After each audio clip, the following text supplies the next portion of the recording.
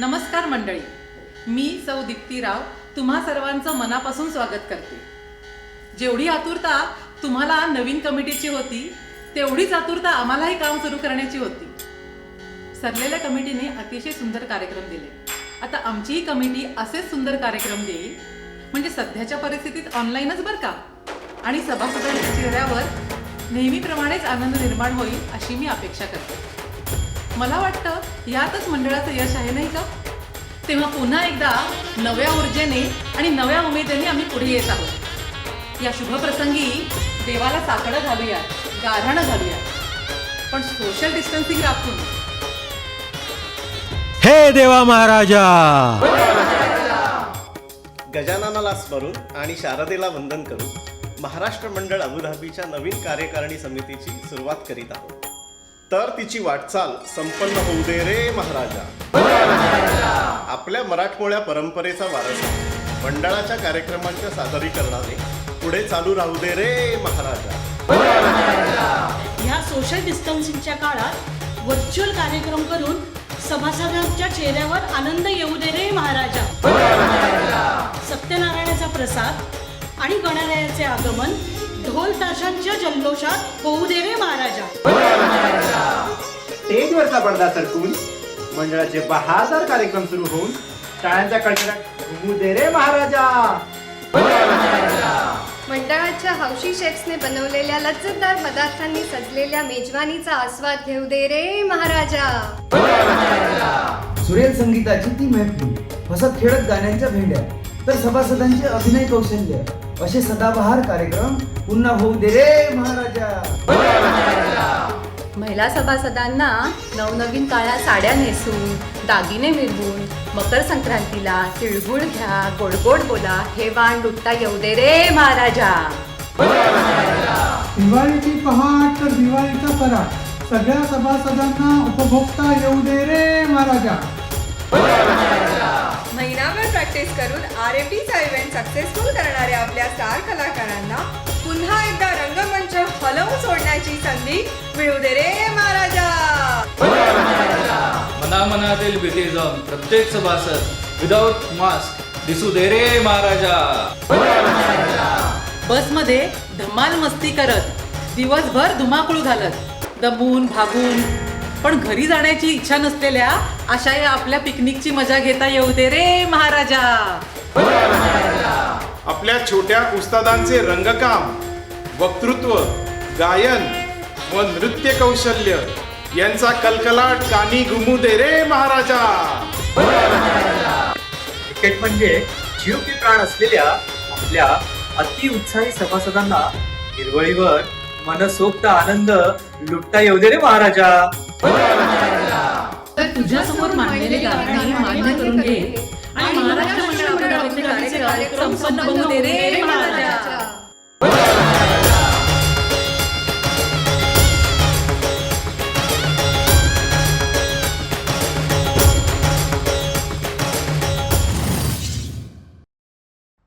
नमस्कार मंडळी, महाराष्ट्र मंडळ अबुधाबीतर्फे मी सौ दीप्तीराव तुम्हा सर्वांचं मनपूर्वक स्वागत करते. आता व्हिडिओमध्ये बघितल्याप्रमाणे साकडं घालून आणि गाऱ्हाणं मांडून आम्ही आमच्या कार्यकारिणी समितीची सुरुवात केली. 24 जुलै 2020 पासून आम्ही कार्यरत झालो.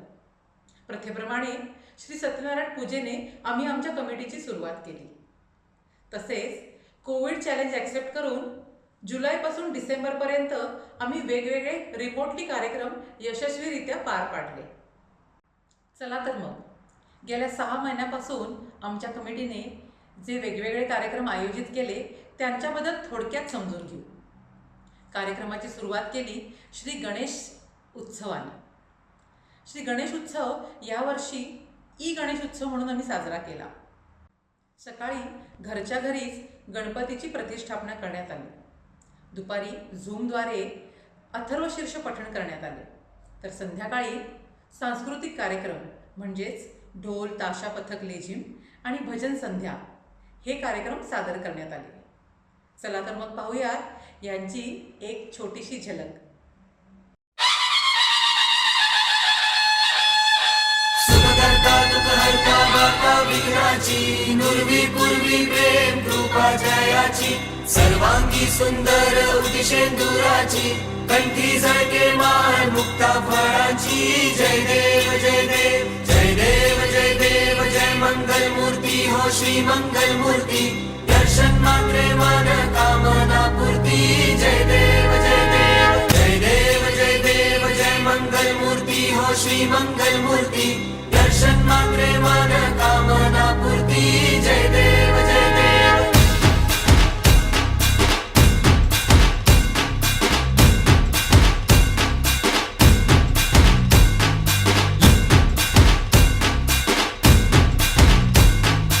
लंबोदर तू विनायका तू वल्लोळेश्वर मोरया विघ्नेश्वर तू एकदंत तू मयुरेश्वरा मोरया लंबोदर तू विनायका तू वल्लोळेश्वर मोरया विघ्नेश्वर तू एकदंत तू मयुरेश्वरा मोरया वक्रतुंड तू गजमुखा तू सिद्धी विनायका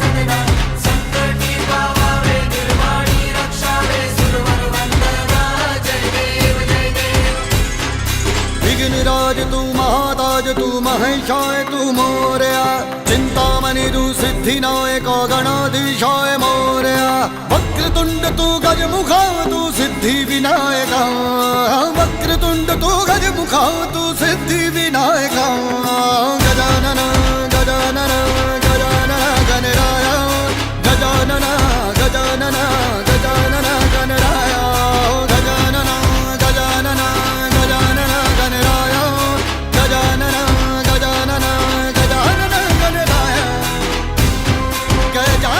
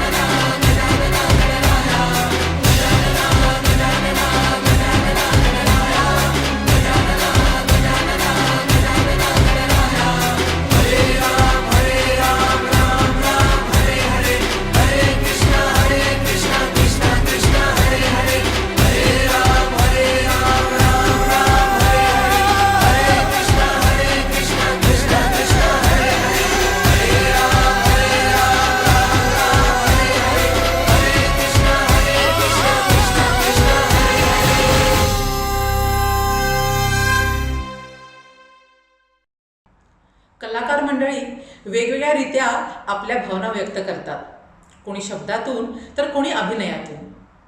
असाच शब्दांवर आणि अभिनयावर आधारित कविता, अभिनय आणि मी असा वेगळा कार्यक्रम आम्ही आयोजित केला. महाराष्ट्र मंडळ अबुधाबीच्या इतिहासात हा असा पहिलाच साहित्य विशेष कार्यक्रम सादर करण्यात आला. तर आता घेऊयात आस्वाद कवितेचा. नमस्कार मंडळी. अबुधाबी महाराष्ट्र मंडळाच्या साहित्य विशेष कार्यक्रमात मी मंजुषा जोशी आपल्यासमोर एक कविता सादर करते. कविता म्हटलं की आपल्याला एक कंटाळवाणं आणि न कळणारं अगम्य असं काहीतरी ऐकायला मिळणार आहे असा एक सर्वसाधारण समज असतो. खरा की खोटा या वादात मी पडत नाही. पण मराठी शिकताना मला कविता कशी समजली, कशी आवडायला लागली हे या कवितेत मी व्यक्त केलं आहे. तर कवितेचं नाव आहे कविता. ती माझ्याबरोबरच असायची. दिसली नाही कधी तरी तिची सोबत जाणवायची. आईच्या गुणगुणण्यातून, छोट्यांच्या बडबड गीतातून, मनाच्या श्लोकातून, गणपतीच्या आरतीतून बालभारतीच्या पुस्तकातून कुठून कुठून ती माझ्याशी गप्पा मारायची. एकदा तिच्याबरोबर तिच्या जादुई दुनियेत गेले. तिथल्या खजिन्यात अशी हरवले की तिकडचीच झाले. कुसुमाग्रजांचे शब्द, महानोरांची गाणी, मीर गालिबच्या गझला आणि गुलजारची शायरी दिवाणी. आता येरे येरे पावसाच्या तालावर सड धावून येते. मला पावसाच्या सरसर शिरव्यात भिजवते. श्रावणात चहूकडे हिरवळ दाटते. हिरव्या हिरव्या मखमालीवरती फुलराणी खेळताना दिसते. मजेत डोलणारं एखादं फूल डॅफोडिल्स वाटतं आणि हे विश्वाचं अंगण आणखी विशाल देखणं होतं. मग एक दिवस हे तरल अनुभव मी कागदावर उतरवते. माझी सखी, माझी कविता शब्दांमधून माझ्यासमोर साकार होते. माझी कविता शब्दांमधून माझ्यासमोर साकार होते. धन्यवाद.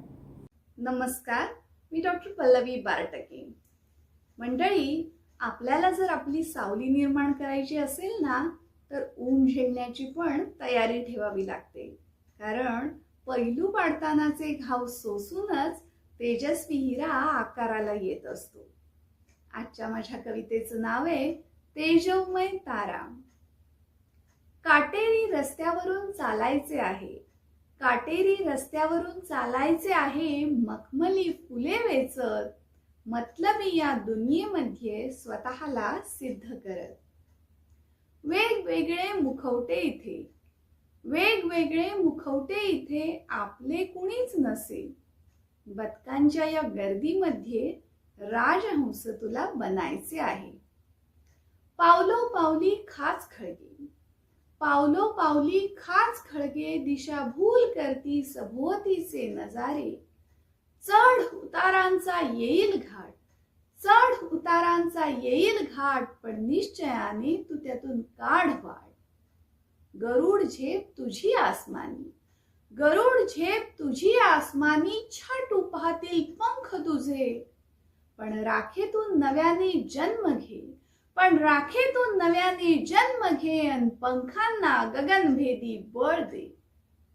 होऊ नकोस निराश, होऊ नकोस निराश, सोडू नकोस धीर, तू लढ प्राणपणाने अन बन विजयी वीर.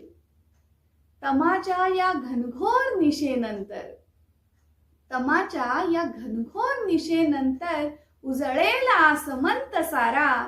कारण आयुष्याच्या क्षितिजावर आता उगवला असेल तेजोमय तारा, आता उगवला असेल तेजोमय तारा. धन्यवाद. नमस्कार सारे रसिक श्रोते हो. मी डॉक्टर प्रज्ञा जोशी. गेली 15 वर्ष माझं वास्तव्य अबुधाबीत आहे. मी आपल्याला आज जी कविता ऐकवणार आहे त्याचं नाव आहे या कवितेला नाव नाही. अरसिक समजला जाणाऱ्या व्यक्तीने जर कविता करायचं ठरवलं तर काय होईल? ऐकूया तर माझी कविता, या कवितेला नाव नाही. अनेक कविता ऐकून वाटे, अनेक कविता ऐकून वाटे, असेच काव्य यावेस फुरून. सहज एकदा मनात आलं, पाहावंच एखादी कविता करून. अरसिक तू, प्रॅक्टिकल तू, ऐकण्याचा आला होता कंटाळा. लिहूयाच एखादी कविता झक्कास, गप्प करूया त्या साऱ्यांना. विषय कोणता घ्यावा आपण यावर करता विचार सुरू, विषय कोणता घ्यावा आपण यावर करता विचार सुरू. अनेक कल्पना मनी धावल्या, क्षणातच हवेत त्या गेल्या विरून. म्हटलं प्रेमावर कविता करावी, म्हटलं प्रेमावर कविता करावी, पेन घेऊन बसले सरसावून. प्रेमातच जर कधी पडले नाही, शब्द तरी कसे यावेत जुळून. ठरवले जुलमी डोळ्यांवर कविता करावी, ठरवले जुलमी डोळ्यांवर कविता करावी, तर तो चष्माच मला समोर दिसला. अनमिठीचा विचार करता उकाड्याच्या विचारानेच घाम फुटला. वाक्य शेवटी एकही न सुचले, वाक्य शेवटी एकही न सुचले, म्हटलं ही कल्पना सोडून द्यावी. तेवढ्यात पावसाची रिपरिप कानी पडली, ठरवलं निसर्गावरच कविता करावी. विचार करून दुखले डोके, विचार करून दुखले डोके, उपमा मला एकही न सुचली. माझ्या लेकी सूर्य तो सूर्यच राहिला, कळी फुलाची नाहीच खुलली. अनेक विषय बदलून पाहिले, अनेक विषय बदलून पाहिले, कोराच कागद उरला हाती. नाहीच जमणार बुवा कविता मला, मग वेळेचा अपव्यय कशासाठी. वैतागून शेवटी पेन घेतलं हाती, वैतागून शेवटी पेन घेतलं हाती, विचारांचा कल्लोळ कागदावर उतरवला. सहज कागदावरून नजर फिरवली, पाहते तर काय, ती कविताच झाली. धन्यवाद. नमस्कार, माझे नाव श्रेया पटवर्धन. सर्वप्रथम महाराष्ट्र मंडळ अबुधाबीचे खूप आभार, कारण त्यांनी ह्या कार्यक्रमात सहभागी होण्यासाठी मला ही संधी दिली. माझ्या कवितेचं नाव आहे धुकं. आज पहाटेच डोळ्यातून झोप निसटली, बाहेर पाहिलं तर धुक्याची लाट दिसली. मन पार कुठेतरी जाऊन पोहोचलं, चाच पडत कुठेतरी थांबलं. अंधुक काहीतरी चमकलं, नीट बघितलं तर माझं मनच मला दिसलं. म्हटलं काय बरं सांगायचं आहे तुला. मन म्हणालं काहीतरी विचारायचं आहे तुला. मी विचारले तू आणि मी काही वेगळे आहोत का. तर प्रत्युत्तर आलं हे तू स्वतःलाच विचारते आहेस का. मी म्हटलं काय सांगू माझी व्यथा, दुःखाचे डोंगर पसरलेत. मन अलगद उत्तरलं हे तुझे तुलाच पार करायचे. मी विचारले काही इलाज आहे का. तर प्रश्न आला तुझी इच्छा आहे का. मी म्हटलं फार दुःख दाटलंय, पुढचं काही दिसत नाही. तर म्हणतंय कसं, अगं थोडी पुढे जा, आता फार वेळ नाही. जरा पुढे गेले तर पुढे स्वच्छ प्रकाश होता. मन म्हणालं गेला तो गतकाळ होता, गेला तो गतकाळ होता. धन्यवाद. नमस्कार, माझं नाव आहे सो वैशाली सचिन पाटील. आज मी तुम्हाला माझी स्वलिखित एक कविता सांगणार आहे आणि माझ्या कवितेचं नाव आहे मनाचे वागणे. तर चला ऐका माझी कविता. मनाचे वागणे असे का बरे असते, मनाचे वागणे असे का बरे असते. आहे त्याची गोडी न मानता, आहे त्याची गोडी न मानता, नाही त्याच्या मागे सतत लागत असते. मनाचे वागणे असे का बरे असते. कधी कधी सुखाच्या क्षणी मन अचानक दुःखी होते, कधी कधी सुखाच्या क्षणी मन अचानक दुःखी होते. सुख हे टिकेल की परतून दुःखच येईल, ह्याचाच विचार करत बसते. मनाचे वागणे असे का बरे असते. आपल्याच माणसात उणीव शोधत बसते, आपल्याच माणसात उणीव शोधत बसते अन परक्या माणसात आपुलकी शोधत बसते. सुखदुःखाच्या धाग्यात मन असेच अडकून बसते, सुखदुःखाच्या धाग्यात मन असेच अडकून बसते. मनाचे वागणे असे का बरे असते. स्वप्नांचे महाल बांधत बसते, स्वप्नांचे महाल बांधत बसते. मी असे करेन, मी तसे करेन, उगीचच गोष्टी रंगवत बसते. पण थोड्याशाही अघटिताने मन कोलमडून जाते. मनाचे वागणे असे का बरे असते. आपण कसे वागावे ह्याचे काही कोष्टक नसते, आपण कसे वागावे ह्याचे काही कोष्टक नसते. पण दुसऱ्यांचे उणेदुणे शोधत बसते, सतत विचार करत बसते. मनाचे वागणे असे का बरे असते. अवघड परिस्थितीत मन खंबीर होते, अवघड परिस्थितीत मन खंबीर होते. जीवन जगायची नवी आशा दाखवते. पण कधी कधी मन निस्तब्ध होऊन बसते, पण कधी कधी मन निस्तब्ध होऊन बसते. खरेच मनाचे वागणे असे का बरे असते. धन्यवाद. नमस्कार, मी सौ पिनल भूषण चौधरी, सध्या अबुधाबीत असते. आज तुम्हाला मी लिहिलेली आईचं माहेरपण ही कविता ऐकवणार आहे. चला तर मग ऐकूया आईचं माहेरपण. आभाळभर क्षण साठवले आहे तुझ्यासाठी, आभाळभर क्षण साठवले आहे तुझ्यासाठी. आई ये ना ग तू माझ्या घरी माहेरपणासाठी. विशेष असं काही करणार नाही, विशेष असं काही करणार नाही, पण तुला तुझा वेळ देईल एवढं नक्की. आई ये ना ग तू माझ्या घरी माहेरपणासाठी.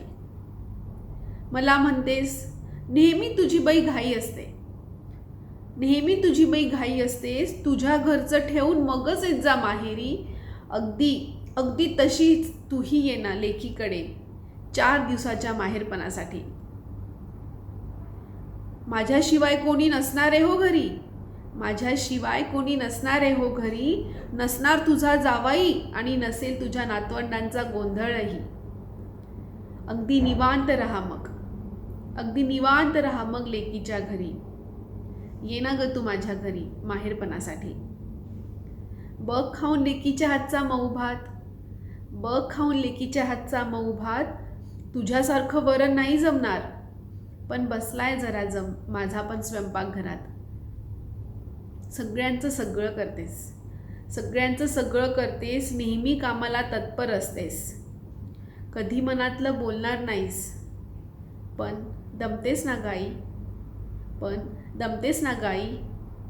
म्हणून म्हणते ये ना माझ्या घरी माहेरपणासाठी. तुझ्या केसात तेल लावून देईल, तुझ्या केसात तेल लावून देईल, तुला झोपळ्यावर चहा आणून देईल. तुझे खूप लाड करायचे आहेत, लेकीसारखं तुला जपण्यासाठी. आई ये ना ग माझ्या घरी माहेरपणासाठी. आपल्यालाही तर निवांत वेळ मिळेल, आपल्यालाही तर निवांत वेळ मिळेल. गप्पा मारू, फिरायला जाऊ, गाणी ऐकू. आपल्या मैत्रीच्या वाटेवर चल एक फेरी मारून येऊ.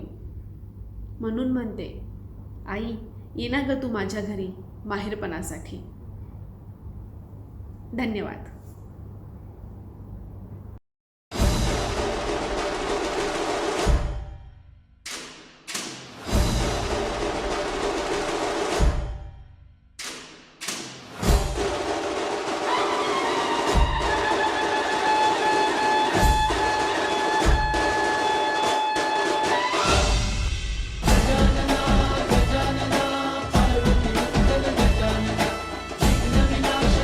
गजानना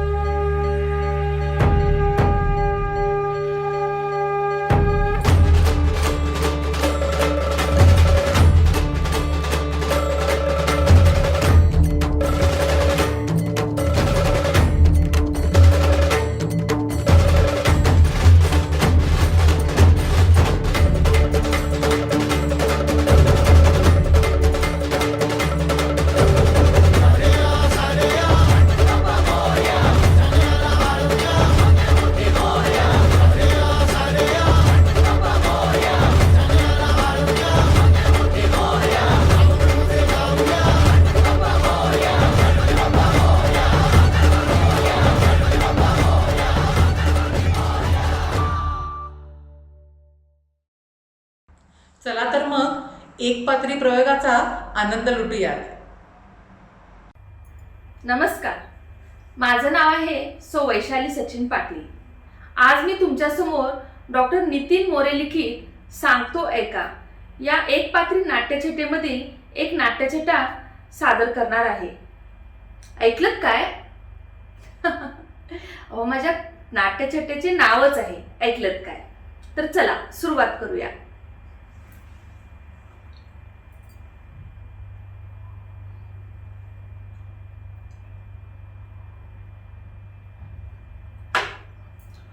काय म्हणता?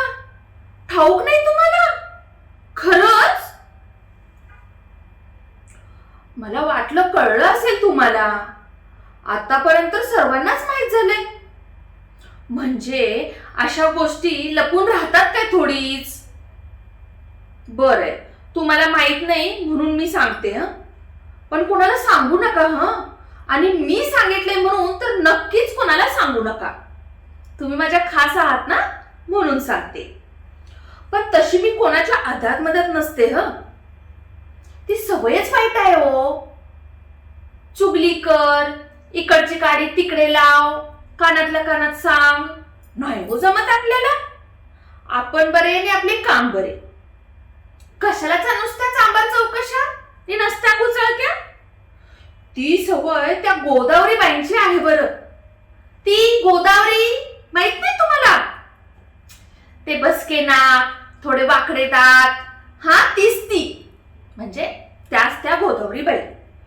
तर त्यांची मुलगी मागच्या वर्षी पळून गेलेली माहित आहे ना. तर त्या आता नाक वरून करून फिरतात की हो. मी असते तर मला नसते फिरवले. शर्मेनेच मी अगदी अर्धमेली झाले असते. तर मी तुम्हाला सांगत काय होते, त्या गोदावरी बाईंच्या नादात विसरले बघा. ती सवयच वाईट आहे हो त्यांची. इकडची काडी तिकडे लाव. पण जाऊ द्या, आपल्याला काय करायचे. ज्याचे त्याचे ज्याने त्याने पाहावे. पण एक मात्र अशांना देव दरबारात कधी माफी नाही मिळत.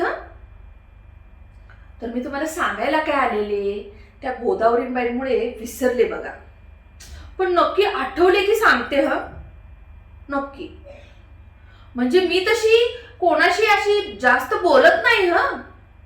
ती सवित्रा आहे ना, ती नटवी, काय बाई नाव विचित्र आहे ना, सवित्रा.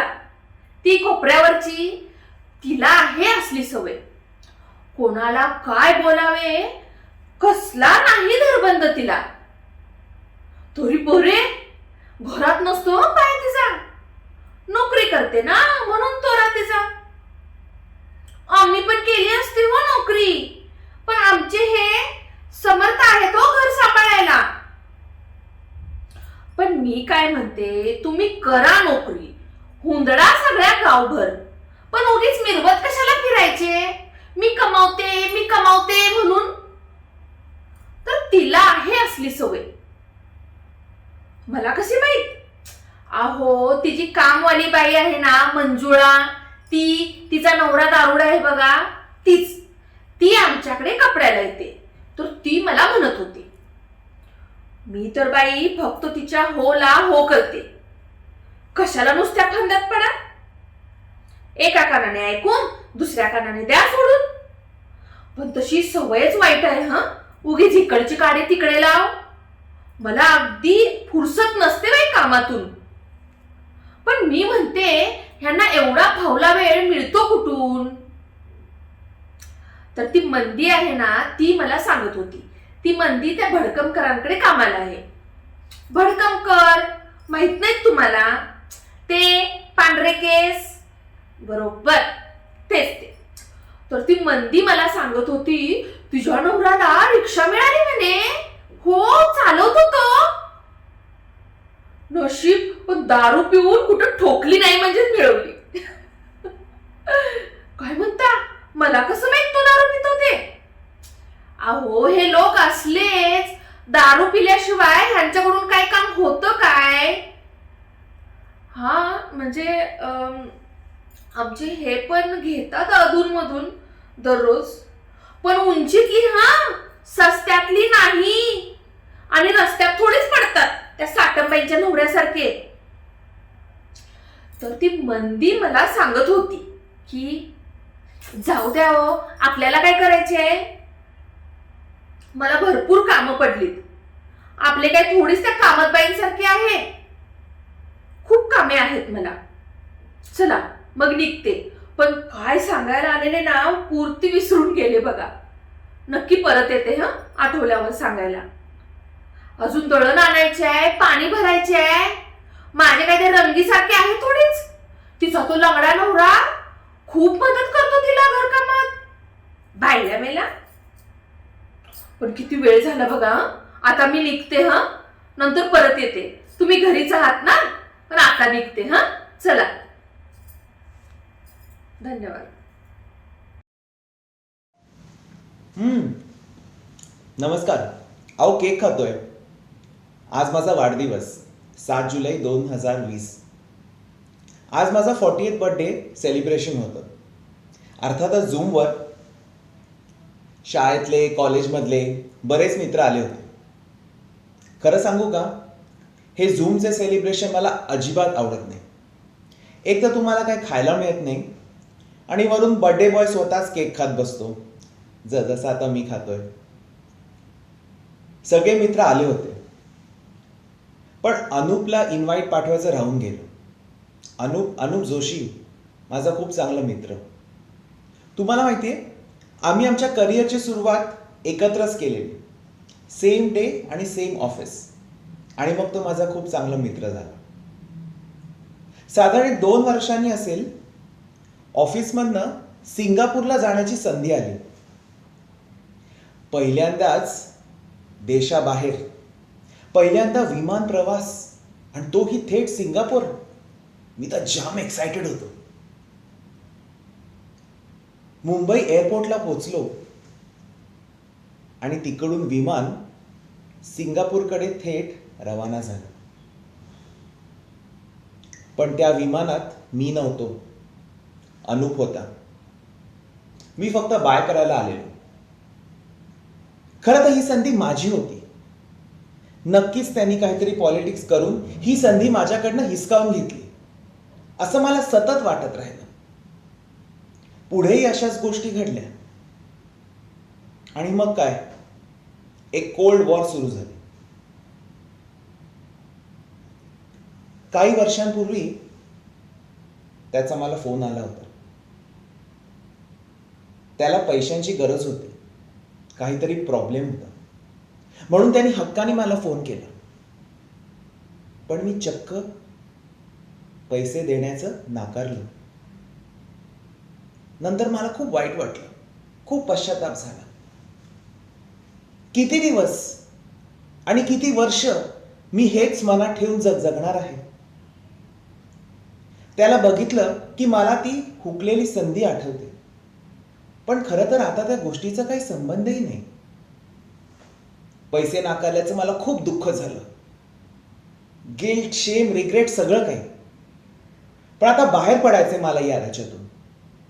नाही जगायचे भूतकाळात, नाही जगायचे भूतकाळात, कारण तो काळ गेलेला असतो. त्या गोष्टी आता घडत नसतात. तरीही आपण दुसऱ्यांवरचा राग आणि दुःख तसंच ठेवून का जगत असतो. नाही जगायचंय मला तसं. I want to move on. पण कसं आहे, उपाय आहे. तो म्हणजे चेंज्ड बिहेवियर. तुम्ही जर कोणाला मदत नाही करू शकला पूर्वी आणि त्याच्याबद्दल तुम्हाला वाईट वाटतंय, तर आता करा. Life hasn't gone as planned, but then it doesn't for anyone. पण त्याचा अर्थ असा नाही की तुम्ही तुमचे संबंध तोडून टाका. संबंध तोडले असतील तर ते पुन्हा जोडा. That's it. सोपं आहे की नाही. Changed behaviour. तेवढ्यात नेहाने लॉग इन केलं. नेहा गोडबोले, नाजूक बांधा, कुरळे केस आणि काळे भोर डोळे. तुम्हाला माहितीये, 11वीत आणि 12वीत असताना दर सोमवारी 11 ते 1 आमचं फिजिक्सचं प्रॅक्टिकल असायचं आणि मी आठवडाभर त्याची वाट बघायचो. का म्हणून विचारताय? अहो ती असायची ना माझ्या बाजूला, नेहा गोडबोले आणि अश्विन घाडगे, जी बाजूबाजूला. आणि मी सतत तिच्याकडे बघत बसायचो कारण मला ती खूप आवडायची.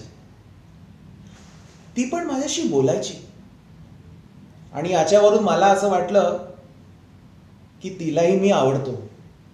आता तुम्ही मला वेड्यात काढणार. अहो पण कॉलेजचे दिवस होते ते, अर्थातच प्रेमात पडायचे. Neha, I like you very much. मला तू खूप आवडतेस. अशी मी रोज प्रॅक्टिस करायचो. सोमवार येऊन निघून जायचे आणि मी नुसती प्रॅक्टिसच करत बसायचो. लेकिन तकदीर को कुछ और ही मंजूर था. प्रॅक्टिकलमध्ये आमच्या तिघांचा ग्रुप होता.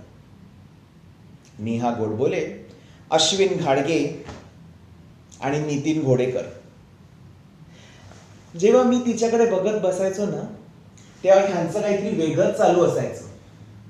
घेऊन गेला तो घोड्यावर बसून नितीन घोडेकर, आणि नेहा नितीन घोडेकर असे जोडीने माझ्या पार्टीला आलेले एकाच विंडोमध्ये. तेव्हाच तिला प्रपोज केलं असतं तर. आला ना परत भूतकाळ. हो, पण ह्याच्यासाठी चेंज बिहेवियर उपाय नाही बरं का. म्हणजे तेव्हा प्रपोज नाही केलं म्हणून आता करा, नो. मग उपाय आहे. तुम्ही जव्वी मेट बघितलंय? त्याच्यात उत्तम उपाय आहे एकतर्फी प्रेम भंगासाठी. प्रियकराचा फोटो फाडून फ्लश करून द्यायचा. मी पण तेच केलं and it actually work for me. खरंच. आणि मग काय सुटलो एकदाचा, खल्लास खलीवली असं वाटलं. तेवढ्यात माझी मुलगी ओरडत आली, बाबा आपल्या घरात भूत आहे. कोणाचं काय तर कोणाचं काय. आता काय झालं? बाबा आपला टीव्ही असाच चालू होतो, मला वाटतं आपल्या घरात भूत आहे. अगं भूत वगैरे काही नसतं. It is just in your mind. आणि हो, भूताला राहायचं असेल ना तर त्याला सांग रेंट शेअर करा. काय नाही, it is just in your mind. आणि हे घर आपलं आहे, त्यामुळे आपण डिसाईड करतो की या घरात कोण राहणार. ओके, बरोबर आहे. असं असेल तर या मनाच्या घरात आपण भूतकाळाच्या भूताला कशाला राहू द्यायचं. जाऊ द्या त्याला and create your best life. मी तर ठरवलंय, अनूपला लगेच कॉल करतो. आणि तुम्ही करताय ना? नमस्कार. नमस्कार, मी सुषमा सुशील पाटील. पुरुषोत्तम दारव्हेकर लिखित वऱ्हाडी माणसं या नाटकातला एक नाट्यांश मी आपल्यासमोर सादर करीत आहे.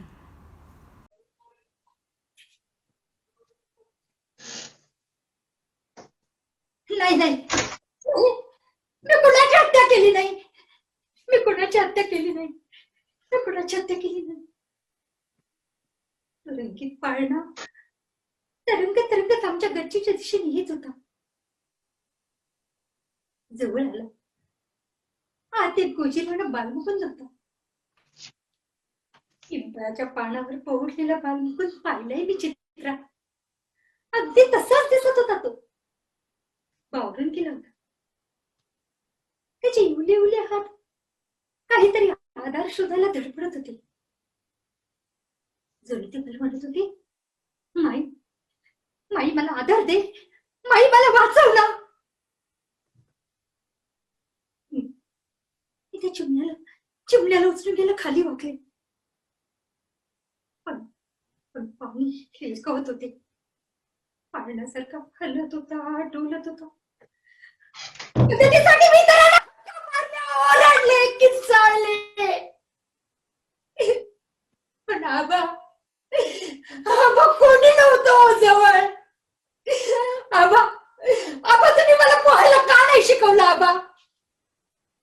चिमण्याला वाचवलं नसतं का? मी मी मी पाण्यात उडी मारले होते, पण मला पोहायलाच येत नव्हतं. आणि जवळपास काय नव्हतं. काठी, दोरीवरच पातळ काय नव्हतं.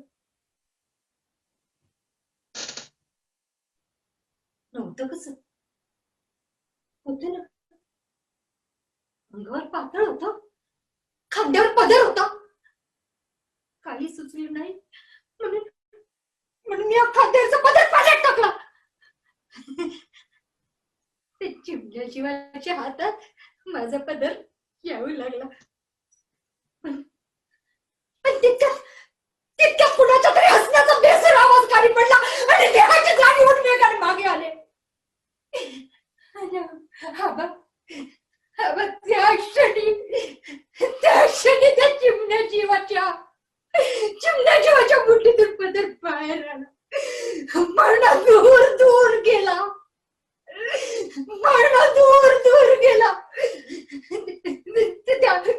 त्या महापुरानं त्याला पिऊन टाकला. अण्णा त्याला पिऊन टाकलं. लज्जा हे स्त्रियांचं भूषण असतं असावं, पण ही जडलज्जा अशी भलत्या वेळी का जागी झाली?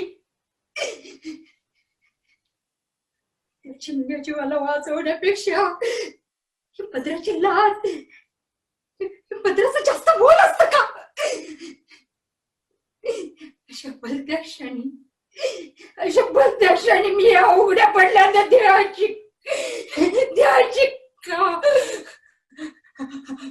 मी या उघड्या पडलेल्या देहाची का पर्वा केली? आबा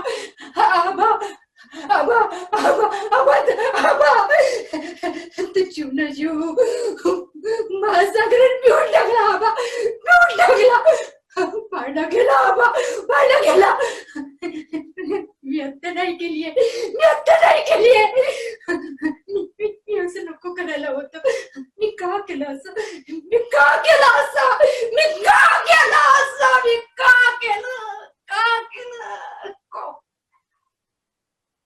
धन्यवाद.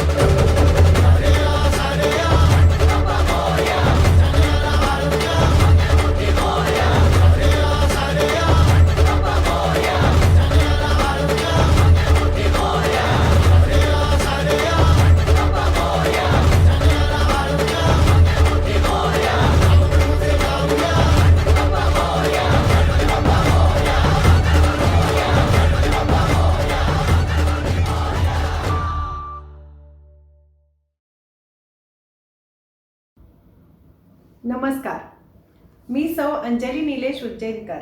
साहित्य विशेष कार्यक्रम कविता, अभिनय आणि मी या कार्यक्रमात माझी स्वरचित कविता सादर करायची संधी दिल्याबद्दल मी महाराष्ट्र मंडळ अबुधाबी कमिटीचे आभार मानते. माझ्या कवितेचे नाव आहे आमचे अहो. या कवितेत आमच्या संसारातील चटपटीत क्षण तसेच आमच्या अहोंचे मी वर्णन केले आहे.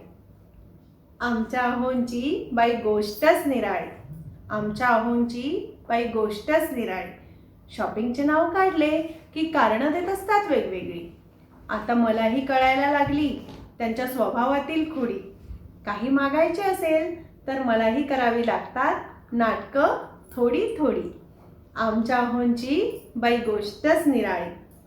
कार्यप्रसंगात शोभून दिसावी आमची जोडी, कार्यप्रसंगात शोभून दिसावी आमची जोडी, म्हणून घेऊन देत असतात ड्रेस सोबत एक सुंदर साडी. पण तुला तर आहेच नाही साडी नेसायची गोडी, असे म्हणून कारणं देत असतात वेगवेगळी. आमच्या अहोंची बाई गोष्टच निराळी. घरी येणाऱ्या पाहुण्यांची करायला आवडते सरबराई, घरी येणाऱ्या पाहुण्यांची करायला आवडते सरबराई. जेवायला बेत मात्र लागतो विदर्भीय स्टाईल लय भारी. अतिथीला देव मानावा अशी भावना आमच्या घरी. आमच्या अहोंची बाई गोष्टच निराळी. स्वभाव शांत आणि साधी आहे बोली, स्वभाव शांत आणि साधी आहे बोली. पण एकदा का ओळख झाली की सांकेतिक भाषा वापरून आवरावं लागतं. अहो आता ओळख खूप झाली. आमच्या अहोंची बाई गोष्टच निराळी. पहिला नंबर असतो दुसऱ्यांना मदत करायच्या वेळी, पहिला नंबर असतो दुसऱ्यांना मदत करायच्या वेळी. घरकामातही करतात मला मदत थोडी थोडी. नाते जपायला सतत करत असतात तडजोडी. आमच्या अहोंची बाई गोष्टच निराळी. क्रिकेट खेळायला जातात उठून भल्या सकाळी, क्रिकेट खेळायला जातात उठून भल्या सकाळी. कारण त्यांना माहिती असते शुक्रवारच्या सुट्टीची वाट बघत बसलेली असतात घरची मंडळी. आमच्या अहोंची बाई गोष्टच निराळी. सर्वांच्या जपतात आवडीनिवडी, सर्वांच्या जपतात आवडीनिवडी आणि विसरून जातात स्वतःला असलेली गोडी. यावरूनच आमच्यात होते वादावादी थोडी. आमच्या अहोंची बाई गोष्टच निराळी. आमच्या संसारात अशीच सुरू असते थट्टा मस्करी, आमच्या घरात सुरू असते अशीच थट्टा मस्करी. अशा आशीर्वादासाठी आम्ही आहोत देवाचे आभारी. यापेक्षा दुसरं काय मागावे देवाजवळी. आमच्या अहोंची अशीच आहे बाई गोष्ट निराळी, अशीच आहे बाई गोष्ट निराळी. धन्यवाद. नमस्कार रसिक हो, मी नम्रता चिटणीस. आज मी तुमच्यासमोर सादर करणार आहे माझी कविता आपली माणसं. वर्तमान वस्तुस्थितीवर ही कविता आधारित आहे आणि तुम्हाला कुठंतरी अंतर्मुख करेल अशी मी आशा करते. तर सुरुवात करूया कवितेला. वाढलंय हल्ली बीपी आणि शुगर, वाढलंय हल्ली बीपी आणि शुगर. हायपर टेन्शनच्या गोळ्या घेऊन भरून काढतोय कसर. 24/7 कनेक्टेड असून देखील मन मोकळं कुठं बोलता येतं. 24/7 कनेक्टेड असून देखील मन मोकळं कुठं बोलता येतं. सोशल मीडियाच्या या दुनियेत प्रदर्शनाचं फसवं नाणंच जिथं चालतं. लोक काय म्हणतील म्हणून व्यक्त होणं झालंय कमी, लोक काय म्हणतील म्हणून व्यक्त होणं झालंय कमी. आणि म्हणूनच वाढत चालल्यात मनांमधल्या अडी. नुसताच मेसेज काय करतो, कर एखादा फोन. नुसताच मेसेज काय करतोस, कर एखादा फोन. बघ किती हलकं वाटेल मग मारल्यावर गप्पा 1-2. भौतिक सुख कमावताना आपली माणसं पण जमवा, भौतिक सुख कमावताना आपली माणसं पण जमवा. नाहीतर काय उपयोग कितीही संपत्ती कमवा. आपली माणसं जपा, हसण्यासाठी रडण्यासाठी भरपूर गप्पा मारण्यासाठी. आपली माणसं जपा, हसण्यासाठी, रडण्यासाठी, भरपूर गप्पा मारण्यासाठी. हीच खरी औषधं आहेत सर्व रोगांपासून वाचण्यासाठी. धन्यवाद. माझं नाव आहे राजन तावडे आणि माझ्या कवितेचं नाव आहे आठवणी. धावपळीच्या दिवसातून मी पण काढला निवांत वेळ. धावपळीच्या दिवसातून मी पण काढला निवांत वेळ. आठवणीची दैनंदिनी उघडली, म्हटले जरा जमूया मेळ. उज्ज्वल भविष्य घडवण्यासाठी आलेल्या कटुगोड आठवणीत रमूया. उज्ज्वल भविष्य घडवण्यासाठी आलेल्या कटुगोड आठवणीत रमूया. आत्तापर्यंत किती गोड किती कटू अनुभवले याचा हिशोब मांडूया. कितीतरी मनात होते साठलेले जपलेले, कितीतरी मनात होते साठलेले जपलेले, सुंदर स्वप्ने मनोगते आणि विचार आपले. खूप स्वप्ने बघितली, खूप स्वप्ने बघितली, अजूनही बघत आहे. सत्य झालेल्या स्वप्नामध्ये नवे रंग भरत आहे. नको असलेल्या आठवणी मनातून काढून टाकण्याचे ठरविले. नको असलेल्या आठवणी मनातून काढून टाकण्याचे ठरविले. मनातून काढताना पुन्हा आठवणीचे नवे बोध झाले. काही कटू आठवणीमध्ये होता माझाच अहंकार. काही कटू आठवणीमध्ये होता माझाच अहंकार. कधी मीच केला होता कोणावर आंधळ्या प्रेमाने प्रहार. आलेल्या संधीला मी समजलो होतो अडचणी. आलेल्या संधीला मी समजलो होतो अडचणी.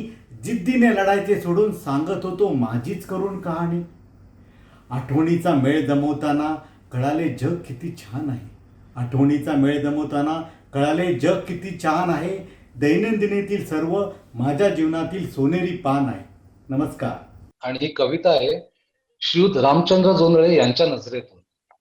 लिहिली मी आहे, पण श्री रामचंद्र जोंधळे यांच्या नजरेतून. कवितेचं शीर्षक आहे यंदाची दिवाळी. यंदाची दिवाळी म्हण दिवाळी नाही, कुठं रांगोळी नाही का सजलेली आळी नाही. करोनाच्या भीतीने एकत्र जमणं नाही, 4 फुटावरच बोल राजा, गप्पांमध्ये रंगणं नाही. फोनवरून भेटतात समधी नाती, पण तोंडाकडे बघून त्यात दंगणं नाही. समध्यांचंच हे हाल आहे बाबा, तुझी आणि माझी कथा काही निराळी नाही. यंदाची दिवाळी म्हण दिवाळी नाही. परवा गेलतो बाजारला, लेक सुट्टीवर येणार आहे. बोल्यावर चढवून त्यासनी बनायचं बायकोला वरमाय. त्याच्या म्हातारीने तयारी केली काय ना काय. लाडू नका म्हणू, वडा नका म्हणू, चकली कानवली नका म्हणू, ती नका म्हणू शंकरपाळी नाही. यंदाची दिवाळी म्हण दिवाळी नाही.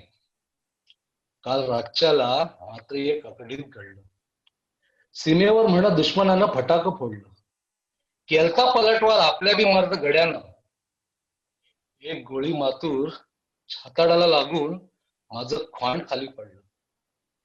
घरचे समदे दिवे गेले पाठदिशी इजून, ऋषिकेशची पणती मात्र इजली नाही. यंदाची दिवाळी म्हण दिवाळी नाही. समदा जिला आलता लेकराला माती द्यायला. करोनाला बी वाट नव्हती यायला न जायला. ऋषिकेश अमर राहायचा नारा घुमला असं म्हणती, अन गुरबी लागली रडायला. याचा अर्थ न समजायला त्याची बहन दूध खुळी नाही. खरंच हो, यंदाची दिवाळी दिवाळीच नाही. यंदाची दिवाळी दिवाळीच नाही. मंडळी, माझी ही कविता श्री ऋषिकेश जोंधळे, जे दिवाळीच्या पहिल्या रात्री ज्यांना वीरमरण आलं काश्मीरच्या लढ्यात, त्यांना आणि त्यांच्या कुटुंबियांना समर्पित. धन्यवाद. नमस्कार मंडळी, मी आनंद नेवगी. कर्जबाजारी झालेल्या एका शेतकऱ्याची आत्महत्या, अशी बातमी आजकाल फारशी गाजावाजा न होता काही दिवसातच जनमानसातून लुप्त होऊन जाते. मात्र सुशांत सिंग राजपूतची आत्महत्या गेले कित्येक महिने देशविदेशात वर्तमानपत्रामध्ये आणि TV चॅनल्सवर खळबळ माजवित आहे. याच विषमतेच्या भावनेतून ही कविता मला सुचली. ज्या दिवशी सुशांत सिंगने आत्महत्या केली त्याच दिवशी एखाद्या शेतकऱ्याने देखील आत्महत्या केली असती तर स्वर्गात नेमकं काय घडलं असतं याचं एक काल्पनिक चित्र मी या कवितेद्वारे आपणासमोर सादर करीत आहे. कवितेचं नाव आहे निवाडा. शेवटी अगदी हमरी तुमरीवरच आले दोघे. शेवटी अगदी हमरी तुमरीवरच आले दोघे. स्वर्गातले देवदेवताही ठाकले आश्चर्याने उभे. तो म्हणाला माझीच आत्महत्या श्रेष्ठ. तो म्हणाला माझीच आत्महत्या श्रेष्ठ. तुला कल्पना नाही किती पडले कष्ट. कितीतरी फिल्म साईन करायच्या बाकी होत्या. कितीतरी फिल्म साईन करायच्या बाकी होत्या. बँक बॅलन्स अजून कोट्याने वाढवायचा होता. तर हा म्हणाला, केव्हाही माझीच आत्महत्या श्रेष्ठ. तर हा म्हणाला, केव्हाही माझीच आत्महत्या श्रेष्ठ. काहीच उरलं नाही करून एवढे काबाड कष्ट. पावसानं दगा दिला, दुष्काळाची चिन्ह दिसू लागली पुन्हा. पावसानं दगा दिला, दुष्काळाची चिन्ह दिसू लागली पुन्हा. कर्जाचं ओझं पेलवना झालं, कशाची ही शिक्षा, काही न करता गुन्हा. तो म्हणाला, माझं बरंच आयुष्य भोगायचं राहिलं.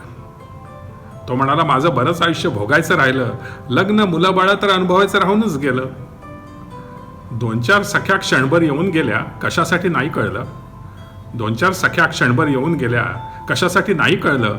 वेळ निघून गेली होती, जेव्हा रिक्त झालो तेव्हा ते उमजलं. हा म्हणाला, भेगा पडलेली जमीन जीव खायला उठे. हा म्हणाला, भेगा पडलेली जमीन जीव खायला उठे. बायको मुलं आईबाप उपाशी जातील तरी कुठे. मागील वर्षाचं साठवलेलं धान्य कधीच संपून गेलं. मागील वर्षाचं साठवलेलं धान्य कधीच संपून गेलं. शेतातलं मोठालं झाड माझ्या जीवाची सुटका करून गेलं. देव चर्चा करू लागले, खरंच आत्महत्या श्रेष्ठ कोणाची. देव चर्चा करू लागले, खरंच आत्महत्या श्रेष्ठ कोणाची. ऐशोआरामात जगणाऱ्याची की उपासमारीनं हैराण झालेल्याची. सर्व टीव्ही चॅनल्स भरभरून ओथंबून वाहणाऱ्याची की वर्तमानपत्रात कोपऱ्यात कुठंतरी बातमी आलेल्याची. देवदेवता गोंधळून गेले, लक्ष्मीला कोणीतरी पाचारण केले. देवदेवता गोंधळून गेले, लक्ष्मीला कोणीतरी पाचारण केले. मी तर त्याच्याकडेच नांदत होते, याचा तर पत्ताच विसरून गेले. चित्रगुप्त राहिला उभा सामोरी, पाप पुण्याचे आलेख घेऊन दोन्ही. चित्रगुप्त राहिला उभा सामोरी, पाप पुण्याचे आलेख घेऊन दोन्ही. म्हणे, नाही पापाचे धनी या दोघांपैकी कोणीही. तंटा काही मिटेना, निवाडा काही होईना. तंटा काही मिटेना, निवाडा काही होईना. देव गेले वैतागून, काय करावे समजेना. नारद मुनी आले धावून, विनविले ब्रह्मदेवा. नारद मुनी आले धावून, विनविले ब्रह्मदेवा. भूलोकातील हे अजब कोड काही करून सोडवा. ब्रह्मदेवानी केला अभ्यास, संतापाने उद्विग्न झाले. ब्रह्मदेवानी केला अभ्यास, संतापाने उद्विग्न झाले. दोन्ही बाजू ऐकून निर्णय देत उत्तरले, हे तर हिंमत हारण्याचं लक्षण, श्रेष्ठत्वाची कसली करतायत अपेक्षा. हे तर हिंमत हारण्याचं लक्षण, श्रेष्ठत्वाची कसली करतायत अपेक्षा. नाही मिळणार पुन्हा मनुष्य जन्म, नरकात भोगू देत कठोर शिक्षा. नाही मिळणार पुन्हा मनुष्य जन्म, नरकात भोगू देत कठोर शिक्षा. धन्यवाद. नमस्कार, मी सौ नम्रता नितीन देव, अबुधाबी, UAE. माझ्या कवितेचं नाव आहे माझी कविता. या कवितेची थोडक्यात पार्श्वभूमी अशी की जेव्हा जेव्हा मी माझ्या कविता माझ्या जवळच्या लोकांना ऐकवते, त्यांची एक उत्स्फूर्त प्रतिक्रिया अशी असते की अगं किती साध्या सोप्या शब्दांमध्ये तू खूप काही सांगून जातेस आणि त्यामुळे आम्हाला ती खूप भावते. आम्हालाही असंच काहीतरी सुचलेलं असतं, पण ते तुझ्यासारखं आम्हाला शब्दात मांडता नाही येत आणि त्यामुळेच ती कविता आम्हाला खूप आवडते. तर त्यांच्या या प्रतिक्रियेवरनं मला माझी कविता काय वाटते ती म्हणजे माझी कविता. माझं लिखाण जेव्हा एखाद्याला भावतं, माझं लिखाण जेव्हा एखाद्याला भावतं, तेव्हा मला वाटतं की माझ्या शब्दांमध्ये असं काही असतं, की माझ्या शब्दांमध्ये असं काही असतं की या हृदयीचं त्या हृदयी अलगद जाऊन पोहोचतं, की या हृदयीचं त्या हृदयी अलगद जाऊन पोहोचतं. माझे अनुभव माझ्या भावना त्याला त्याच्याच वाटतात. माझे अनुभव माझ्या भावना त्याला त्याच्याच वाटतात. जणू त्याचे शब्द माझ्या लेखणीतून झरतात. जणू त्याचे शब्द माझ्या लेखणीतून झरतात आणि त्या अनुभूतीच्या क्षणीच माझे शब्द कविता होऊन जातात. त्या अनुभूतीच्या क्षणीच माझे शब्द कविता होऊन जातात. धन्यवाद. नमस्कार, मी मंदार आपटे, विश्वस्त, महाराष्ट्र मंडळ, अबुधाबी. आज मी आपल्यासमोर एक कविता सादर करणार आहे या कवितेचं शीर्षक आहे परतीच्या वाटेवर. अनिवासी भारतीय, सर्वसाधारणपणे जगातले सर्वच, पण खास करून आखातातले अनिवासी भारतीय हे इकडं परमनंटली टेम्पररी असतात. शेवटी एक दिवस असा असतो की आपण परत जायचं ठरवतो. त्यावेळेला उमटलेल्या भावनांचं हे प्रतिबिंब आहे. ही कविता जितकी माझी आहे तितकीच तुमची पण आहे. आला जावयाचा दिन, आला जावयाचा दिन, आठवणी जाग्या झाल्या, आठवणीत रंगलो भूतकाळ ताजा झाला. आलो होतो एकेकाळी येथे नशीब काढाया, आलो होतो एकेकाळी येथे नशीब काढाया, थोडे दिन येथे जाऊ मग जाऊ या घराला. सरासरा वर्षे गेली, सरासरा वर्षे गेली, काळ गेला हा चांगला, पैसा आला सुख आले परी ओढ लागे ही जीवाला. सर्व काही येथे आहे, सर्व काही येथे आहे, सुख शांतता सुबत्ता, परी आहे काही गुण जाणवत रीतेपण, परी आहे काही उण जाणवत रीतेपण.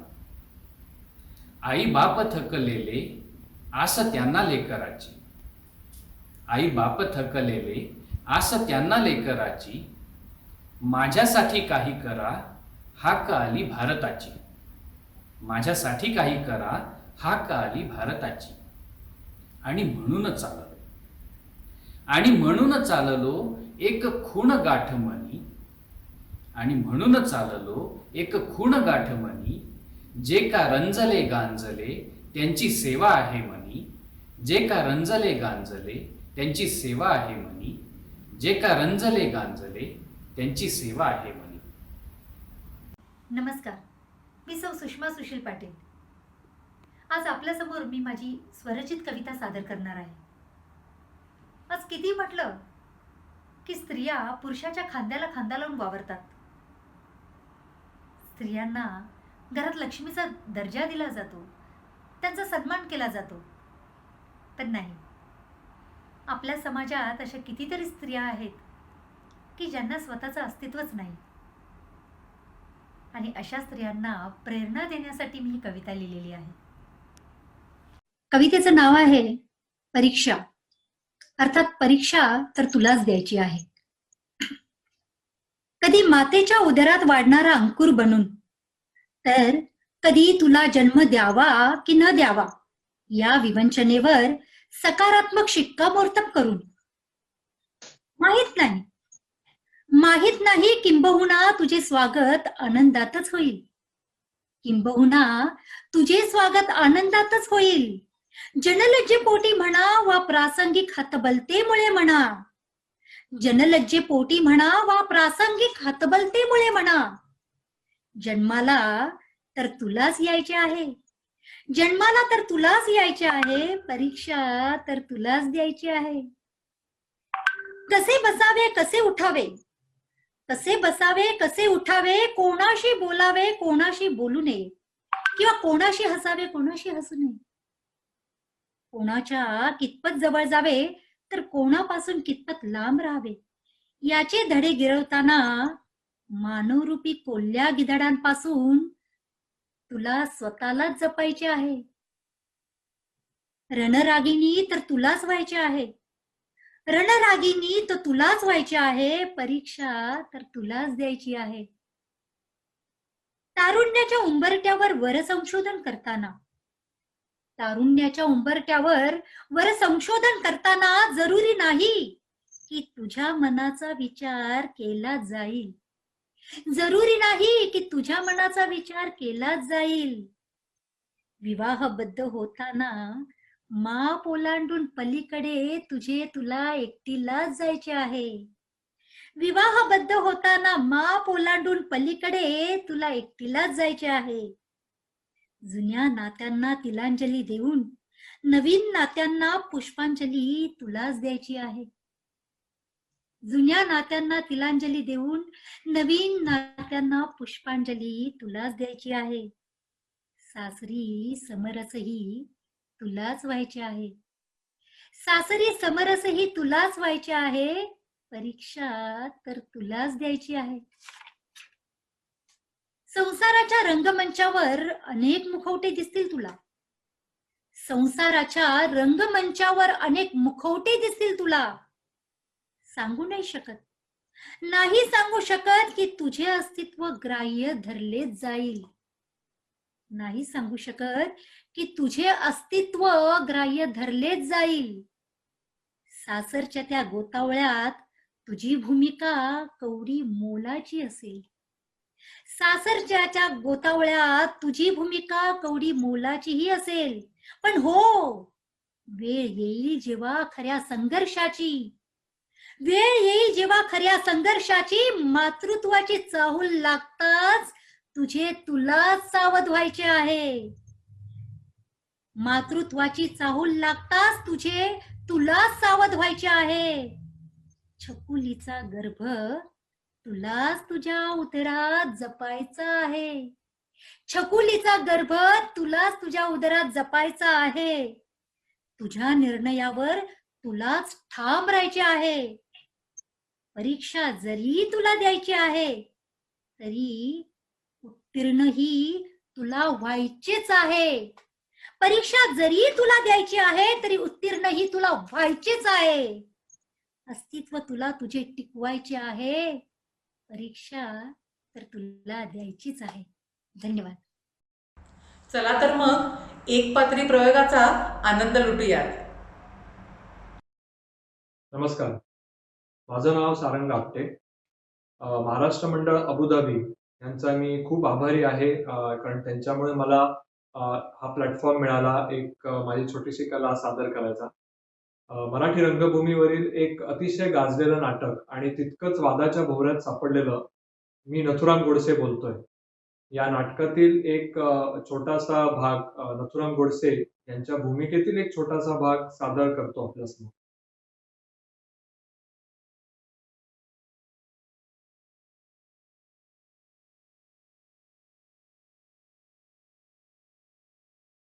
नमस्कार.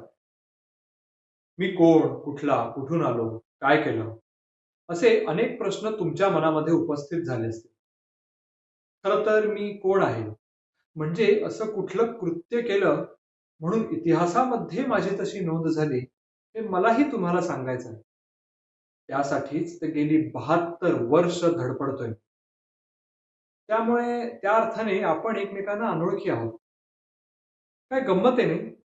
अनोळखी या शब्दामध्येच ओळखीचा उच्चार आहे. तुम्ही मला नवीन आहात, पण परके नव्हे. म्हणजे तुमच्यापैकी जे अतिशय तरुण आहेत त्यांचा त्यावेळेला जन्मही झाला नसेल. शासकीय इतिहासामध्ये केवळ एक हिंदू माथे फेरू म्हणून तुम्ही माझी नोंद वाचली असेल. आणि जे मध्यमवयीन आहेत त्यांच्यापैकी काही त्यावेळेला झालेली ब्राह्मणांची कत्तल पाहून, आई वडिलांना बिलगून, कोण हा नथुरा, ह्याच्यासाठी आमची घरं का जाळतायत असं विचारणारे असतील. आणि जे म्हातारे आहेत, जुनी खोडं, त्यांना मात्र मी आठवत असेल. वृत्तपत्रातून वाचलेला, आकाशवाणीवरून ऐकलेला मी.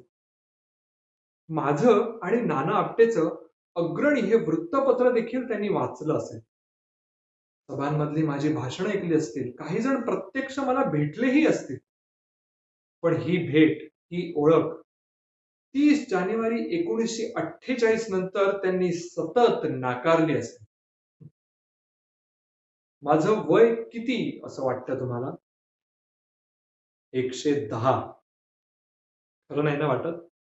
तुम्ही म्हणाल खोटं बोलतोय हा, तरुण तर दिसतो. या तारुण्याचं रहस्य आहे माझा मृत्यू. मृत्यू हे चिरतारुण्याचं वरदान आहे असं नाही वाटत तुम्हाला? बघा ना, म्हणजे तुमच्या एखाद्या अति जवळच्या मृत माणसाची प्रतिमा डोळ्यासमोर आणा. 20-25 वर्षांपूर्वी ऐन तारुण्यामध्ये मृत पावलेल्या एखाद्या सुहृदाची प्रतिमा अशी भिंतीवर टांगलेली आहे. आज आत्ता त्या प्रतिमेतल्या चेहऱ्यावर सुरकुत्या दिसतात तुम्हाला? त्याचे दात बघा, अजूनही शाबूत असतील. डोक्यावरती काळे भोर केस असे मस्तपैकी भुरभुरू उडत असतील. आणि तुमच्या डोक्यावर डोक्याला हात लावू नका, कदाचित हाताला काहीच लागणार नाही. तर तो तरुण आहे कारण तो मृत आहे. वृद्धत्वाचा शाप हा फक्त जिवंत शरीरालाच असतो. आणि मला तर चिरतारुण्याचं वरदान तात्याराव सावरकरांनी दिलंय. तात्याराव सावरकर, तात्याराव सावरकर म्हणजे सूर्याची उबदार प्रखरता, वाऱ्याचा वेग, खडकालाही हेवा वाटेल एवढी कठोरता आणि साक्षात बृहस्पतीनं शिष्यत्व पत्करावं इतकी बुद्धीची प्रगल्भता. आणि या साऱ्यांचा मिळून बनलेला मानवी आकार म्हणजे तात्याराव सावरकर. मला अजूनही तो दिवस आठवतो. अटकेत होतो मी, माझी चौकशी चालू होती आणि जराही संबंध नसताना केवळ छळ करण्याच्या उद्देशाने या भीष्माचार्यांना दिल्लीला आणलं. तात्यारावांना पाहून मी उठून उभा राहिलो, वाकून नमस्कार केला. तात्याराव म्हणाले, चिरंजीव हो. मी म्हटलं, तात्याराव, आपल्या या आज्ञेचं पालन माझ्या हातून होईल असं नाही वाटत मला. त्यावर ते म्हणाले, अरे वेड्या, मी तुला शतायुषी हो असं नाही रे म्हटलं, चिरंजीव हो असं म्हटलं. तू चिरंजीव झालास नथुराम, तू चिरंजीव झालास. ज्या क्षणी तू पिस्तुलाचा चाप दाबलास आणि गांधी मृत झाले, त्या क्षणी नथुराम गोडसे हे नाव चिरंजीव झालं. तू गांधीवाद संपवलास की नाही हा वादाचा मुद्दा ठरेल कदाचित, पण तू गांधींना मात्र संपवलास आणि स्वतः उरलास. गांधींचे अनुयायी देखील त्यांच्या चरित्रामध्ये तुला अमर रूप देतील. गांधींच्या मातापित्यांच्या उल्लेखाशिवाय त्यांच्या चरित्राची सुरुवात होणार नाही, तसंच तुझ्या उल्लेखाशिवाय त्याचा शेवटही होऊ शकत नाही. तात्यारावांचे शब्द ते शिलालेखच जणू. तात्यारावांनी उच्चारलेला प्रत्येक शब्द म्हणजे भेद आणि लिहिलेला प्रत्येक शब्द म्हणजे वेद. मग तो खोटा कसा ठरेल? तर असा मी 110 वर्षांचा डुड्ढाचार्य 39व्या वर्षी चरणावर चढलेला, अवेळी मृत्यू अवेळी होता, पण आमंत्रित होता, स्वीकृत होता. चिरतरुण अश्वत्थाम्यासारखा. अश्वत्थाम्यासारखीच माझ्या हृदयावरची जखम देखील कित्येक वर्ष वाहतेच आहे. त्याच्यावरच्या खपल्या पुन्हा पुन्हा निघतातच आहेत. आणि कारणही तशीच. देशाचे केले गेलेले तुकडे, निर्वासितांची कत्तल, माता भगिनींवर झालेला बलात्कार, पाकिस्तानला दिलं गेलेलं 55 कोटी रुपयांचं अनुदान आणि पाकिस्तानला बहाल करून टाकलेली माझी सिंधू नदी. याही अश्वत्थाम्याला तेल हवाय. हवाय माझ्या अस्थींना त्या सिंधू नदीच्या पाण्याचा स्पर्श. माझ्या मृत्यूपत्रात मी तसं लिहून ठेवलंय, अखंड सिंधू नदी अखंड हिंदुस्थानात येईपर्यंत माझ्या अस्थी विसर्जित करू नये. मग त्या पिढ्यानपिढ्या हस्तांतरित कराव्या लागल्या तरी चालतील, पण त्या जतन करून ठेवा. माझं मृत्यूपत्र वाचलं आणि तात्याराव म्हणाले, वा नथुराम वा, अरे आधुनिक भारताचा दधीची आहेस तू. तुझ्या ह्या अस्थींची शस्त्र होतील. मी म्हटलं, तात्याराव, एवढ्या मोठ्या दधीची ऋषींची उपमा देऊ नका मला. अहो, भवानी तलवार जरी लोखंडाची असली तरी लोखंडाचा प्रत्येक तुकडा हा काही भवानी तलवार होऊ शकत नाही. पण तात्याराव सावरकर हे काही निरुत्तर होणाऱ्यांपैकी नव्हते, कारण त्यांच्याकडे प्रश्न नव्हते, त्यांच्याकडे होती ती फक्त उत्तरं. मला म्हणाले, नथुराम, अरे शिवाजी महाराजांनी स्पर्श केला म्हणून तलवारीची भवानी झाली. तलवारीच्या पात्यापेक्षा मूठ जास्त महत्वाची. मूठ धरण्यामागे जिद्द असेल तरच तलवारीला दुधारी धार चढते. आणि तू काही पाठीमागे अस्थि ठेवत नाहीयेस, तर एक विचार ठेवतोयस, अखंड हिंदुस्थानाचा विचार. माझ्या आयुष्याचं जे काही सोनं झालं त्यामध्ये माझा वैयक्तिक सहभाग एवढाच की मी लोखंडासारखा तात्यारावांच्या जवळ गेलो आणि त्यांच्या स्पर्शानं माझं सोनं झालं. माझ्या आयुष्यातील चुकांची, दुर्गुणांची जबाबदारी माझी. हातून जे काही चांगलं घडलं त्याचं श्रेय मात्र तात्यारावांचं. नाही, वाईटाचं उत्तरदायित्व त्यांच्याकडे नाही. अहो, सुवर्णालंकार देवाच्या मूर्तीला आभूषित करण्याऐवजी तस्कराकडे गेले तर दोष काही परिसाचा नव्हे, नाही का? तर असा मी 110 वर्षांचा डुड्ढाचार्य नथुराम विनायक गोडसे. धन्यवाद. नमस्कार, माझं नाव श्रेया पटवर्धन. 4 चौघी नाटकातल्या वंदना गुप्ते ह्यांचा एक प्रवेश सादर करायचा मी प्रयत्न करत आहे. धन्यवाद.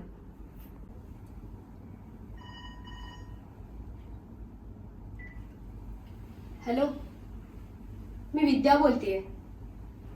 हे आवाज ओळखणार नाहीस असं नाही, सहजच सांगितलं. काही नाही, पडले होते जरा.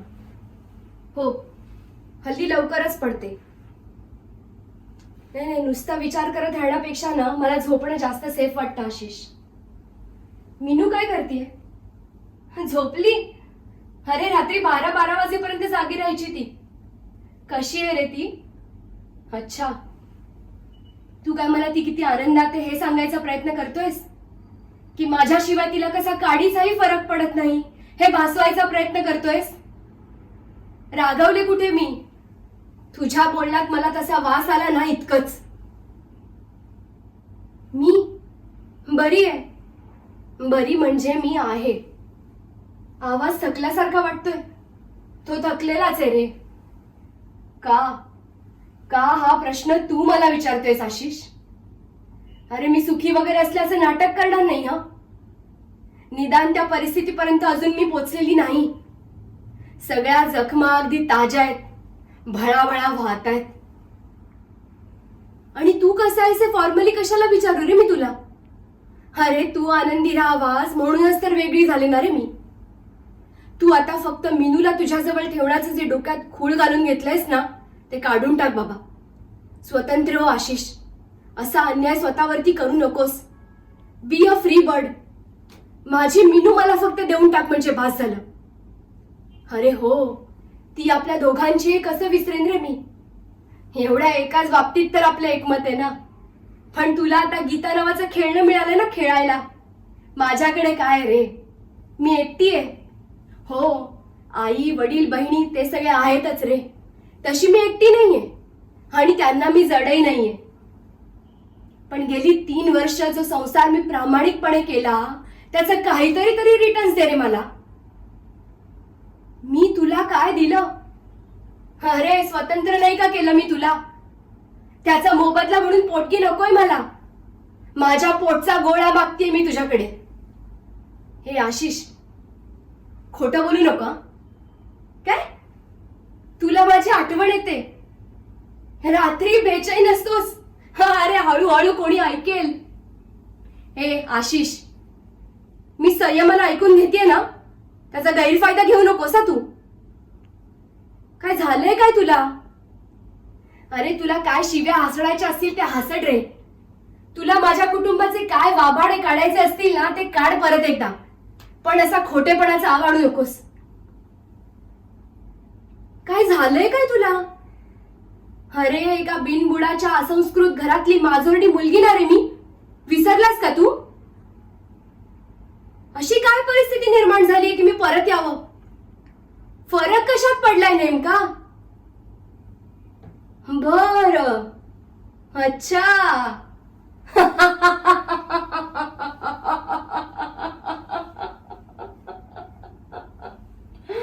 Oh my poor x husband Ashish, father of my child. अगं आई, ए आई, ऐकलंस का तू? आशिषची गर्लफ्रेंड उडून गेली भुरकन. अगं, लग्न करणारे म्हणे आणि नवऱ्याबरोबर बँगलोरला शिफ्ट होणारे कायमची. Ashish, I am really sorry. Excuse me for this nonsense stupid laughing, but let me enjoy this moment at least for a minute. अरे, पण ती अशी तडकाफडकी निघून गेली, काही न सांगता. तू थांबवलं नाहीस का रे तिला? तुमचं प्रेम होतं ना एकमेकांवर. संसारही करायचा होता तुम्हाला. ए आशिष, माझी प्रिय मम्मी, माझी आई. नाही, तिने माझ्या वडिलांवर प्रेम केलं, पण त्यांना असं वारावर सोडून पळून नाही गेली ती. इनफॅक्ट आई आणि बाबा होऊन आम्हाला मोठं केलंय तिनं. आईचा प्रश्न म्हणजे तू तुझ्या त्या सो कॉल्ड गर्लफ्रेंडची बरोबरी माझ्या आई बरोबर करत होतास ना, म्हणूनच तुला जाणीव करून दिली. बस, इतकंच. धन्यवाद. बाई बाई बाई बाई बाई, केवढा हा आवाज मीनू, आवाज कमी. अगं, केवढा हा पसारा. तुला मी सकाळी सांगितलं होतं की पसारावर खोली नीट ठेव, पण कानावर एक शब्द पडेल तर शपथ. नुसतं धाड धाड धाड धाड म्युझिकच चालू आहे सतत. मीनू, तुझं हे म्युझिक म्हणजे ना शब्दशः वाघबाण आहेत, शब्दशः वाघ हातोडेत. वाघ हातोडे. वाघ वॉट? आई, मला समजेल असं बोल. आता तू बोललीस ते डिस्क्रिप्शन होतं का, जोक होता का, अजून काही होतं? I really don't understand and don't care. आई, तू ऑफिसमध्ये होती तेच बरं होतं. कुणी सांगितलं होतं ग तुला व्हॉलंटरी घ्यायला? कुणी कशाला सांगायला हवं? माझं मीच ठरवलं. अगं, घरची आणि ऑफिसची दोन्ही नोकरी करून कंटाळले होते. ऑफिसची नोकरी सोडणं सोपं होतं, दिलं रिझाईन करून. म्हटलं आता जरा माझ्यातल्या सुप्त गुणांना वाव मिळेल. सुगुण? Oh my god, you and your उच्च मराठी. आई, हे माझं म्युझिक आहे ज्याला तू धाड धाड धाड म्हणते, तेच पीसफुल आहे ग तुझ्या कटकटीपेक्षा.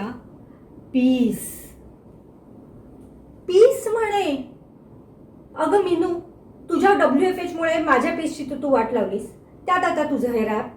त्या बंदुकीतून गोळ्या निघतात ना, थो थो थो, तसा हा शब्दांचा भडीमार आहे. आई प्लीज, हे यंग जनरेशन म्युझिक आहे, तुम्हाला पेरेंट्सला नाही कळणार ग. अगर हे असं फास्ट बीटवरती पटापटा पटापटा पटापटा पटापटा बोलत राहणं, तेवढं स्किल असतं त्याच्यात आणि so much talent. You want understand, you know. आणि तुला नाही जमणार, कारण cut cut cut cut cut करणं इतकं सोपं नाही आहे. का नाही जमणार? मला का नाही जमणार?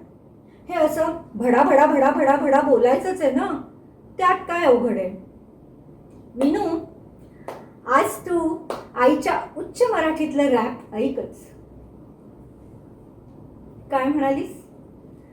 काय म्हणालीस? मला हे रॅप शॅप नाही जमणार. आई आहे तुझी अशी सहजहार नाही खाणार. तुम्हाला वाटतं तुम्हीच गुल, आया सगळ्या महाबोर. तुम्ही ज्या शाळेत शिकतात त्यात आम्ही हेडमास्टर. आई तुझी टेक्नो स्मार्ट, तुला जरी मी काय म्हणतेस तू ते लेम वाटते. तुझ्या सगळ्या पोस्टवरती माझी बारीक नजर असते.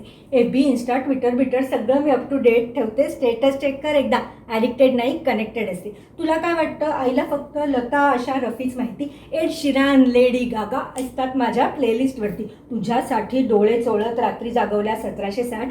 बिंच वॉचिंग करत करत नेटफ्लिक्स शोज झालेत आता पाठ. पिझ्झा, पास्ता, बर्गर, शर्गर, सदा आपलं बाहेरचं खायचं. खाऊन खाऊन वजनं वाढली की मग आठवतं आईच्या हातचं. 4 दिवसाचं डाएटिंग, बाहेर खाणं महिनाभर, तिथलं सगळं टेस्टी यम्मी. घरची मुर्गी दाल बराबर. हिला वाटतं ही शहाणी, पण आई हिची जगात भारी. डोंट टेक मी लाईटली, हार जाओगी अबकी बारी. कुकिंग, शुकिंग, डान्स, गाना, आईचा परफॉर्मन्स एकदम टॉप. थान आया बहुत हार्ड, इधर देखो माइक ड्रॉप.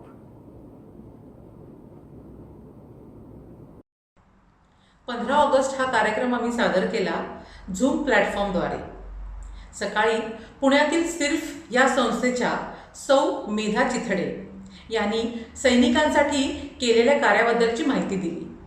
तर संध्याकाळी आमच्या छोट्याशा गोंडस बालकलाकारांनी देशभक्तीपर वेगवेगळे कार्यक्रम सादर केले. जसे फॅशन शो, भाषण, गायन इत्यादी. चला तर पाहूया यांची एक छटा.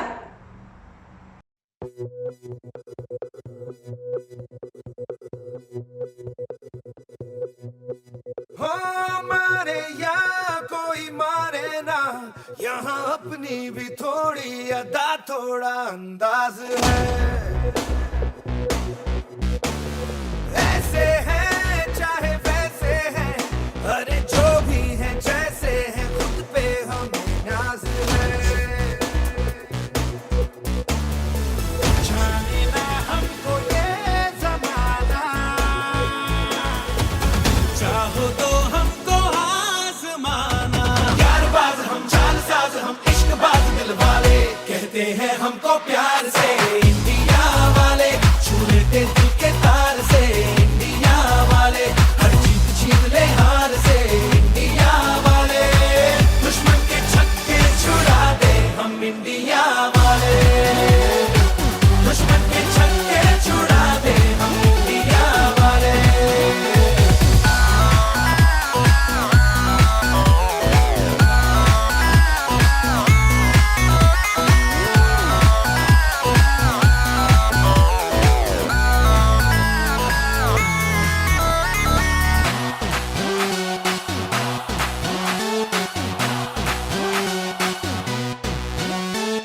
यूं तो सीधे बड़े, कभी चाहे तो हाथों से लेते लकीरें चुरा. ओ, हमको परवाह नहीं, जो भी कहता है कहने दे, जग ये भला या बुरा. जैसी भी मर्जी हो हमारी, करते हैं ऐसी होशियारी. पर दिल से यार जो ले पुकार तो जान सार कर डाले, कहते हैं हमको प्यार से इंडिया वाले. छू लेते दिल के तार से इंडिया वाले, हर जीत छीन ले हार से इंडिया वाले. दुश्मन के छक्के छुड़ा दे हम इंडिया वाले. उंगली पे सबको नचा दे हम इंडिया वाले.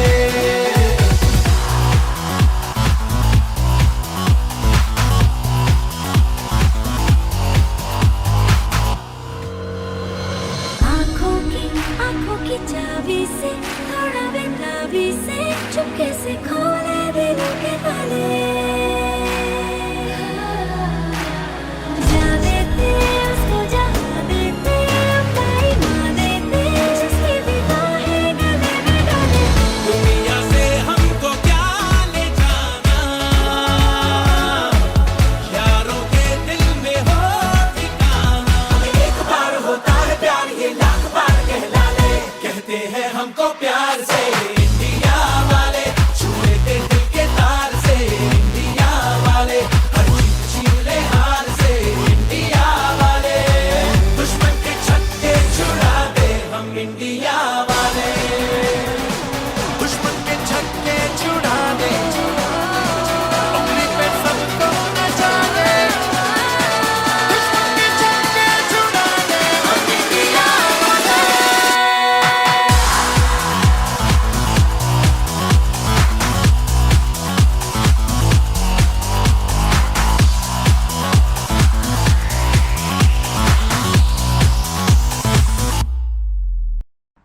आमच्या कमिटीने गणपतीपासून आत्तापर्यंत अनेक कॉम्पिटिशन्स आयोजित केल्या, जसे मखर कॉम्पिटिशन, रांगोळी कॉम्पिटिशन, ग्रीटिंग कार्ड मेकिंग, कंदील मेकिंग इत्यादी. अशा या सुरेख कॉम्पिटिशनची आता आपण एक झलक पाहूया.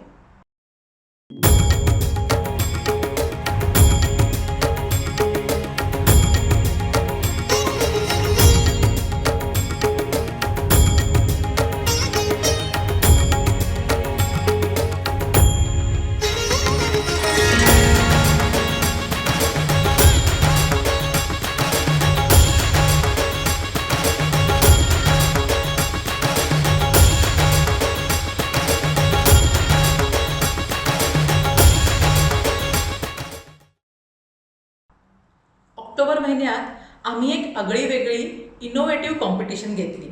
तिचं नाव डॉपल गँगर म्हणजेच हुबेहूब. म्हणजे matching your pictures with Bollywood actor और ॲक्ट्रेस.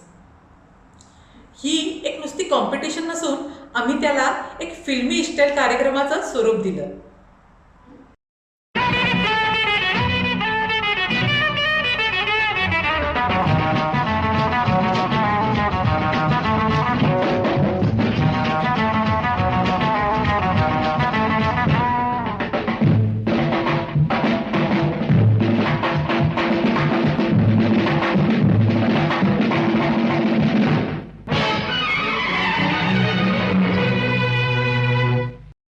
मंडळी, महाराष्ट्र मंडळ अबुधाबीच्या कार्यक्रमाची झलक आपल्याला नक्कीच आवडली असेल अशी मी आशा करते.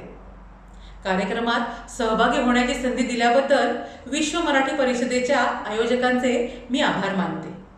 तसेच GCC मराठी मंडळे व त्यांच्या पदाधिकाऱ्यांचे खूप आभार.